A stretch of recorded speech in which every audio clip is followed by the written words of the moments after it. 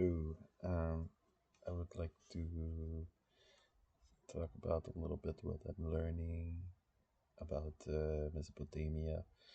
So, human beings have been on Earth for a very long time, millions of years, 2 million years that they have been using tools and walking upright with the Homo sapien. And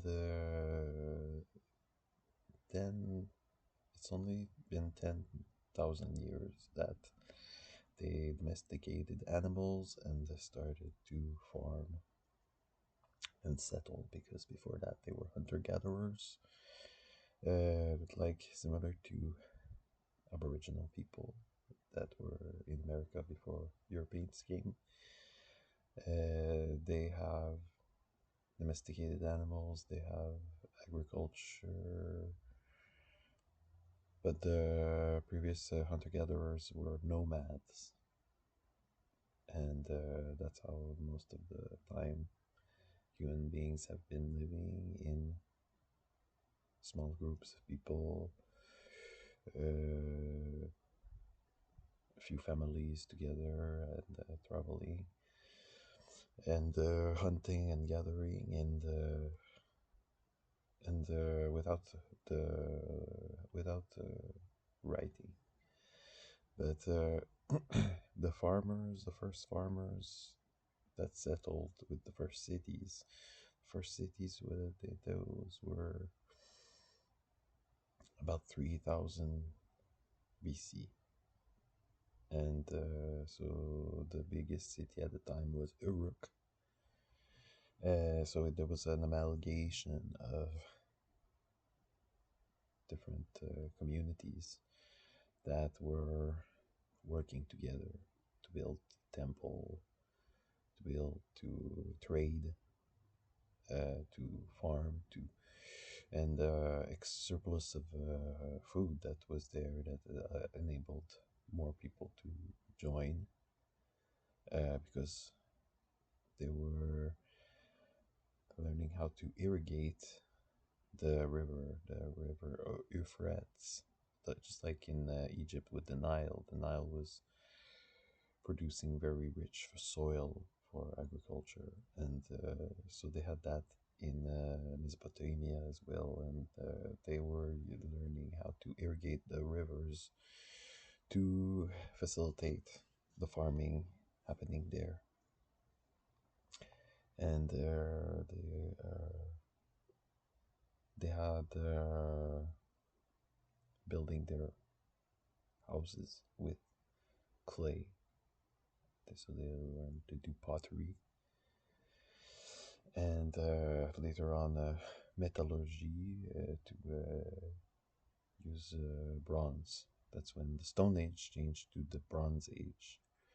Before that, it was tools that were made of stone. After that, it was bronze and metal. So they had their first cities where there were teaming up together to build a temple and have priests because they were believing in gods there to help them protect themselves from natural disasters like floods and the illnesses that they could get, or there were other settlements as well that they were getting attacked by, raided by, so they needed to have a god on their side to help them to for things to go good. But then so they had kings after that, and then so I already said that Sargon, the king of Akkad, was one of the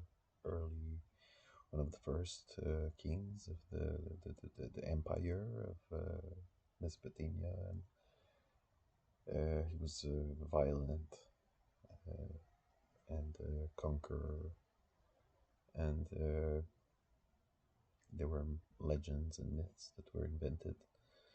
Uh, the first writing, early writing, was for the government to take inventory, like with trade. It's like, okay, I have this thing, and I'll trade it for this, and I'll trade it for this hour. These are the hours that I did of work, and I can trade it for this, or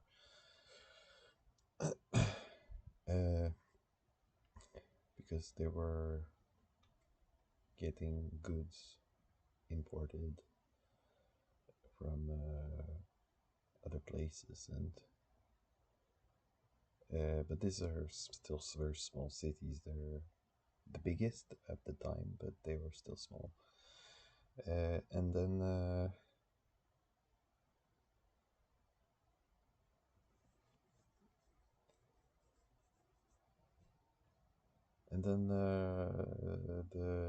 the kingdoms, they had a lot of fighting with the different cities, and um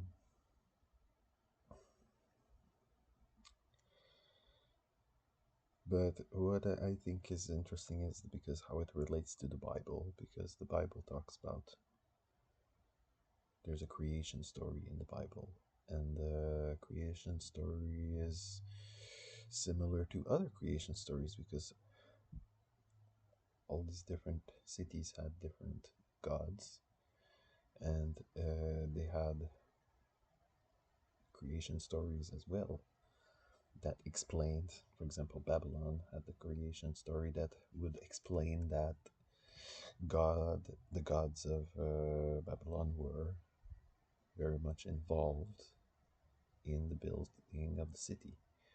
The temple was built by the god, and they were inhabiting in the statue. So uh, when we talk about the Bible, the stories that we hear there are are very much close. They're in the same category as all these other myths that the other cultures around them have, with the creation, the explanation that there is actually a God that is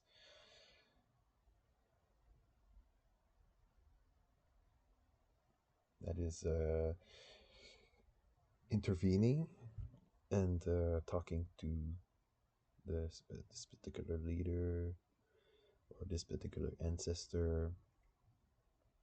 And if we're talking about Abraham, for example, or the Tower of Babel, these are related to the first cities, and because there were buildings that were like that in Babylon, and they were spreading across the middle of the Mesopotamia. There were big temples that were like the Tower of Babel, that were this is the like a government building, and it was next to the temple of the local god. Uh, and so that's what the Bible is referring to when they're talking about the Tower of Babel. And Abraham coming from Ur. Ur was one of the first cities with Uruk, and it's a Sumerian culture. And uh, Sargon of Akkad was in 1700 BC. That's approximately the time that Abraham supposedly left Ur. So if Abraham was in this environment, he was probably aware that they had kings during that time. And Sargon was one of the kings. Hammurabi was one of the kings. And they had made laws So it's similar to the laws that we find in the Old Testament, where they say that this is, if you do this, then this is your punishment.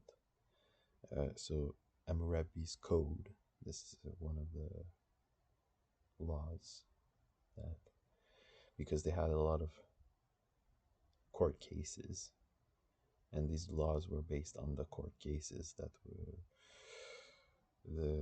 the conflicts that they had experienced previously. And Abraham was, if he was from Ur, he was aware of these code, these laws.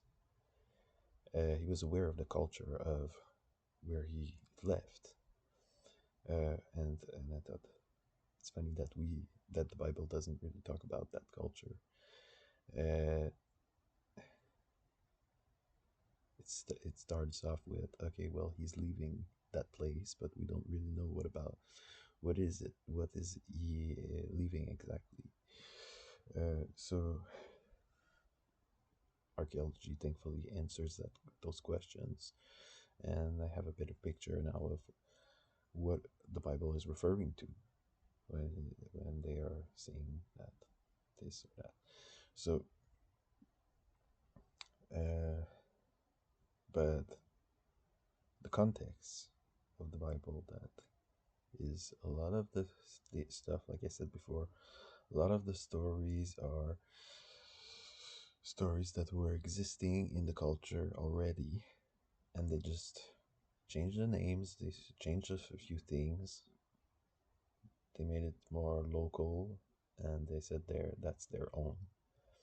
So the flood story existed before, the Joseph story existed before, the creation story existed before, the finding Moses in the saved from the water existed before. That's a Sargon story as well, and also the founders of Rome were also found in a basket on the river. So a lot of the stories in the Bible were similar to other texts that were written by other cultures in other cities. For example, a lot of the kings had a lot of written record of having, they can exaggerate their victories and say that they conquered this and that and this, and because they want to be seen as divine, and so they always have their, maybe they have some legend that is based with is that is linked with a particular divinity in their culture, that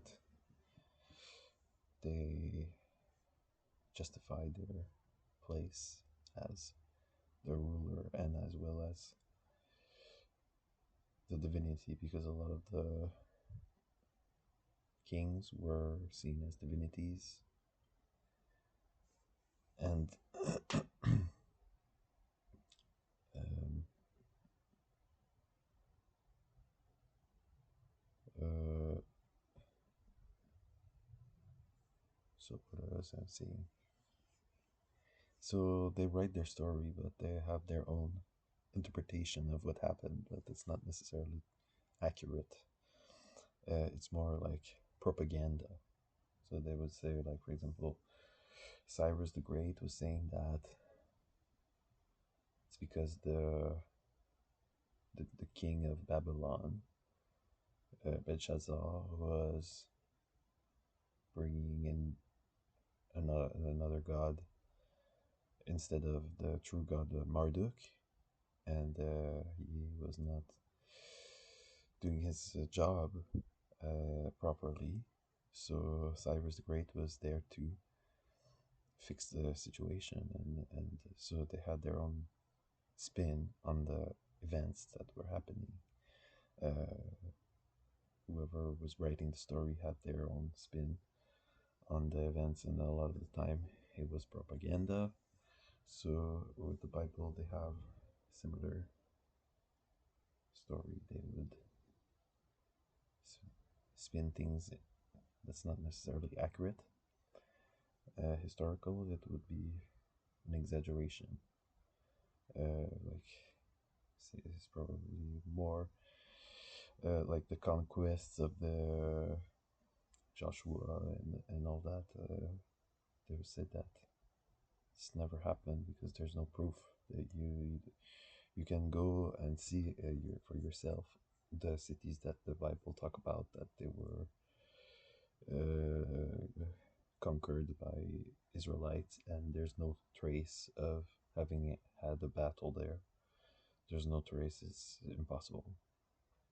So a lot of the supposedly big victories, and the truth is, it was not as violent as they tried to portray it. Um, doesn't mean that there was not wars. There were a lot of wars as well between the cities and the cultures, but a lot of also the multiculturalism was there. So people were exposed to ideas, new innovations, ways of doing things, new goods and services that they didn't realize existed when they did go to the city. So, uh, 1,000 years later, after supposedly Abraham existed, there was the conquest of Jerusalem by Babylon, and that was in 586, I think, BC. And that's supposedly, according to Jehovah's Witness, that time where the prophecy is starting from the Nebuchadnezzar's dream that is going to be apostasy or something. But in reality, doesn't that's not valid. But Jerusalem was conquered, and the Jews were taken in exile to Babylon. But Babylon was actually a very nice place, the best city in the world at the time, the biggest city in the world at the time. So they had no really good reason to complain. But this is the context where the Bible was compiled.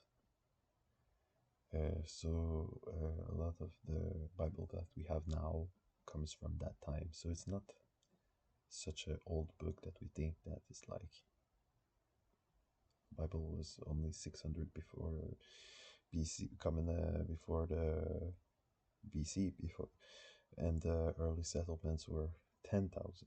So many millenniums before the Bible that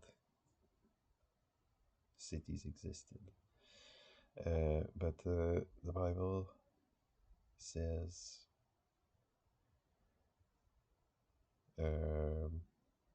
it's like they're complaining. They're complaining about their situation. They're complaining about that they're hoping to be liberated because they're in exile, and they are hoping to get back to their culture, and they try to show that their culture is special. But to me, it just sounds like they're just complaining. They're trying to put down those people that are really successful. It's like big criticism of the people that are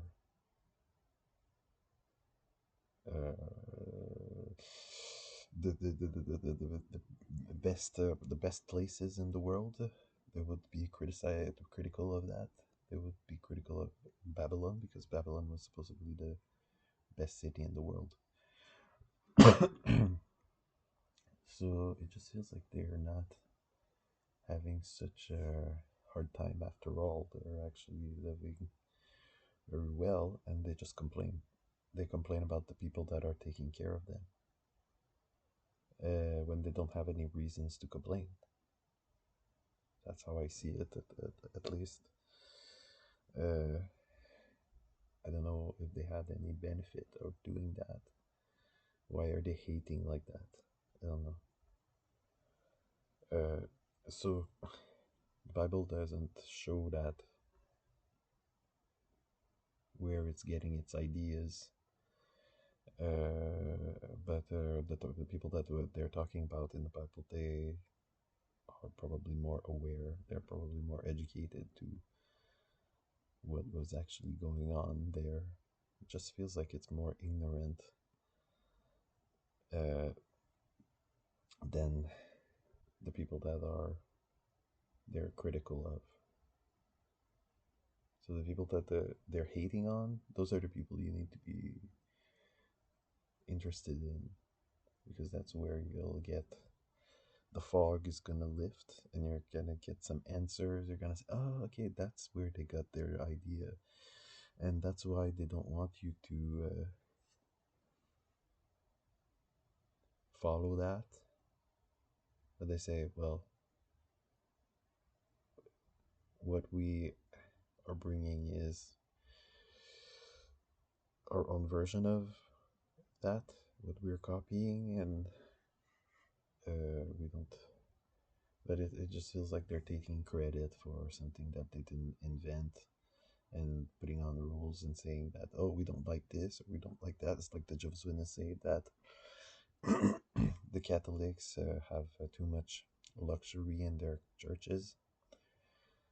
We don't like that. We're gonna make it more simple, but they're spinning off on something that already exists. So if if the Christian religion never existed, Jehovah's Witness would not exist either, because they don't have any. They're not the ones who invented it. They're only a spin-off of it. So I feel like the Bible is a spin-off of the cultures that were around, and yet they are very critical of them. So that's how I see it. So I'll leave it at that. I think that's very interesting. Thank you. Bye.